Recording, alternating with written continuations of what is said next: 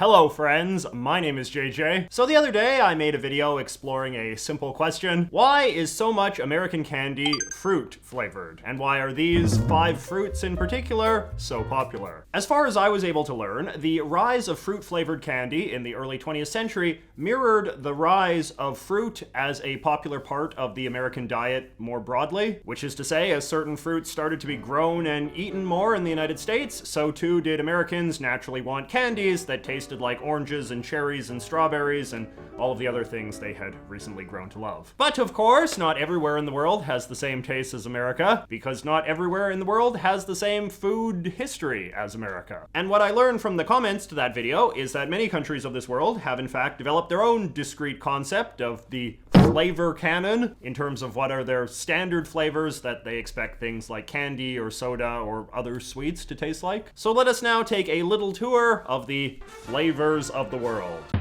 In the original America video, I noted that lime has long been a very popular flavor in the US, and that this is probably due to Mexican influences in the American Southwest, given that Mexico is the biggest lime growing and lime eating country in the world. But it was interesting to see how many of you commented that in many other parts of the world, limes are considered quite an exotic and unfamiliar fruit, and it is therefore unusual to come across lime-flavored things. A number of my European friends noted that where they're from, green-colored candies are almost always apple or even pear-flavored rather than lime. Green apple candies are of course not unknown in America, but green tends to be lime by default. In general, it does seem that Americans prefer more tart, citrusy fruits than Europeans, who tend to like less acidic flavors, which would explain why a bland flavor like pear is so rare here, while our apple-flavored things so often have to be punched up to sour apple to be marketable. Mixing citrus and neutrals was the true crime of Skittles' ill-fated attempt to introduce apple to their lineup, according to my friend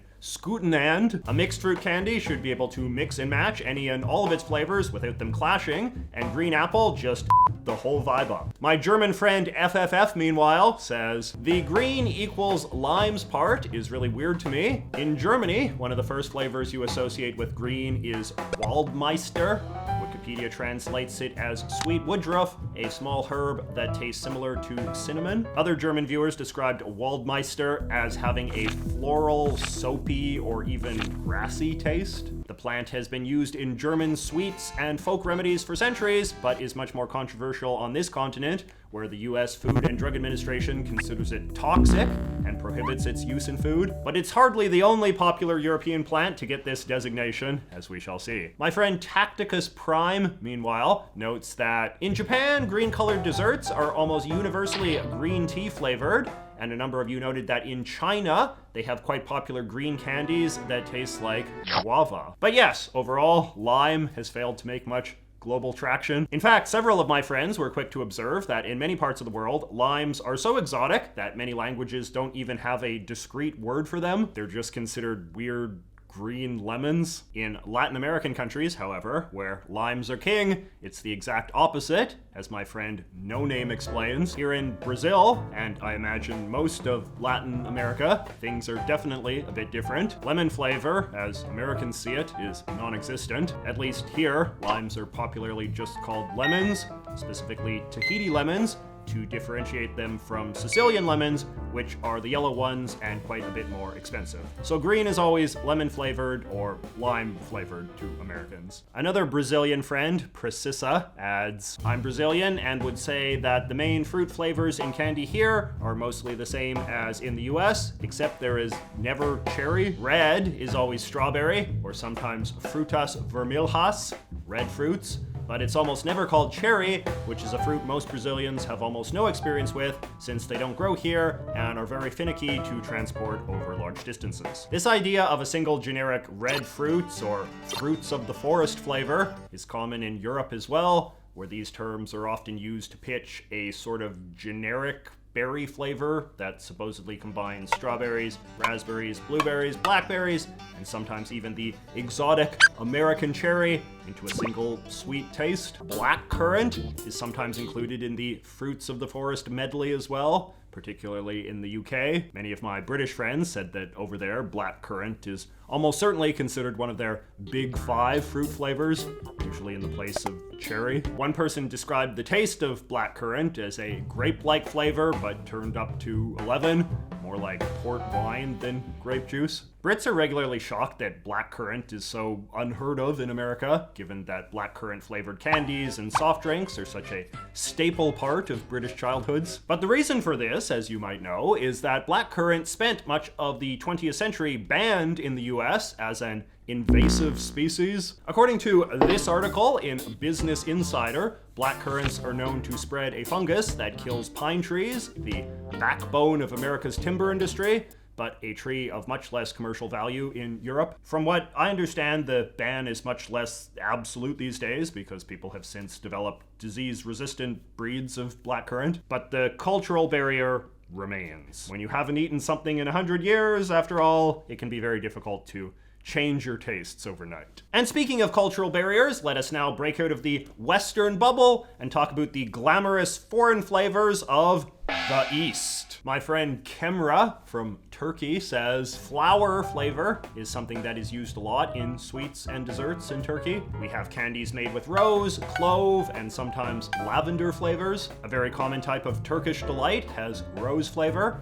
and there are also several desserts prepared with rose water. I noticed this myself when I was in Israel a few years ago. The degree that more delicate floral flavors remain quite popular in Middle Eastern countries, where they tend to be fond of aromatic foods where the smell is as powerful as the taste. Sweets flavored with orange flowers, as distinct from orange fruits, tend to be popular in the Arab world, as do things flavored with aniseed or licorice root, which their palates are sophisticated enough to understand as 2 distinct flavors. In many Arab countries, licorice juice is even a popular treat associated with the Ramadan season. It's fun to imagine them trying to market that over here. There is a floral flavor called musk that is apparently quite popular in the Commonwealth nations of Australia, New Zealand, and South Africa. They even have musk-flavored lifesavers over there. My friend struggled to describe what exactly musk flavor tastes like. Foreigners usually say it has a kind of perfumey taste. I liked how this one website described it. Musk is a bit generic. It's not earthy or animalistic like it sounds. It's more commercial,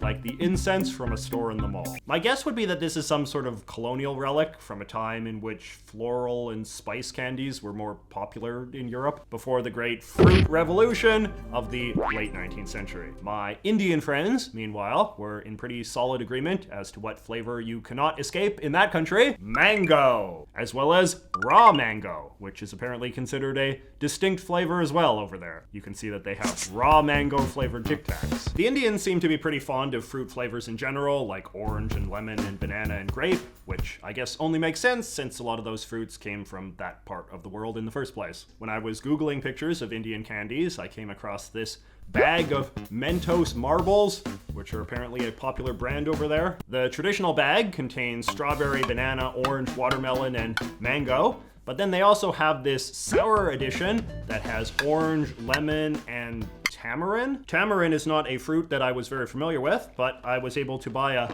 box of them at the Indian import store. It's a sort of date-like thing that comes in this hard shell, and it's apparently the fruit that is often used as the base of fruity Indian sauces like chutney, or that reddish dipping sauce you sometimes get with samosas. And, as I learned from you guys, tamarind is also very popular way on the other side of the world. As my friend Skeeter put it, everything is tamarind flavor in Mexico. My friend Random Modnar gets into more detail. In Mexico, I would say that tamarind, guava, and mango are the holy trinity of candy flavors. Tamarind specifically is extremely popular. There's at least a half dozen candy items that are all tamarind based and all extremely popular. Also, generally, spice is much more important. Everything has chili dusted on it or mixed in. That's the real king of Mexican candy. And he's right. I looked it up, and Mexico has like 40 different brands of tamarind flavored candy. A bunch of my Mexican friends brought up Chamoy as a strong contender for inclusion in their country's flavor canon as well. Eater magazine describes chamoy as a salted, pickled, sour fruit, traditionally made from ume plums, which are really sour apricots, that's spiked with chilies. Apparently, Mexican kids love chamoy flavored candies and drinks, And chamoy sauce is a popular topping to put on ice cream or even mango slices. And just to remind, we are talking about the flavor of a salted, pickled, sour fruit that has been spiced with chilies. Mexico probably has one of the most unusual candy cultures in the world, in that purely sweet flavors aren't nearly as popular as ones that incorporate salty or especially spicy tastes as well. As my Mexican friend Julian says, funny how it's completely normal for candy to be spicy here. I often forget that that's almost completely unique to us. Further south, guarana, or eyeball fruit, is apparently another hot flavor with our friends in Brazil. They not only have guarana candy, but a very popular brand of guarana soda, as well as guarana Fanta. I see they even have ice cream with guarana in it. But lest we get too judgy of the Brazilians, apparently the high caffeine eyeball fruit is also the active ingredient in Monster energy drinks, in case you ever wondered what went into these. A number of you commented that in Asian countries like China, Japan, and South Korea, peach tends to be a vastly more popular flavor than it is here. This is because peaches are indigenous to China and have long been considered a symbol of beauty and luxury in Chinese-influenced countries. Melon, which usually means honeydew or cantaloupe, also tends to be a common fruit flavor in these cultures, as is good old mango and lychee. You know lychee, right? These little watery white ball things. I remember when I was in Japan, you would often see lychee flavored soda, even lychee Fanta. Those Fanta people don't miss anything. My Chinese friend Carolyn also says this. This isn't a fruit, but while we are on the subject of candy, cream and milk flavored candies are also extremely popular here. White rabbit candy, probably the most famous Chinese candy in the USA, is cream and rice flavored. I believe this comes from how children in China are given warm milk every day with their lunches, despite most of us being lactose intolerant. I know I've definitely seen a lot of milk flavored candies at the Korean supermarket in Vancouver. And I remember that in Japan, they would often sell those Pocky cookie sticks in milk flavor alongside the chocolate and strawberry kind that are popular in America, which always struck me as strange because over here, I think we tend to think of milk as being like a neutral non-flavor. I mean, we add strawberry or chocolate syrup to it just to make it taste like something. I wonder if in Asia they have milk flavored quick, you know, just to punch up the milk's milky taste. So anyway, I hope you enjoyed this little tour of the world of flavors. Videos about food culture are always a lot of fun to make. If you have any good ideas for a future food-themed video, let me know in the comments, and I will see you next week.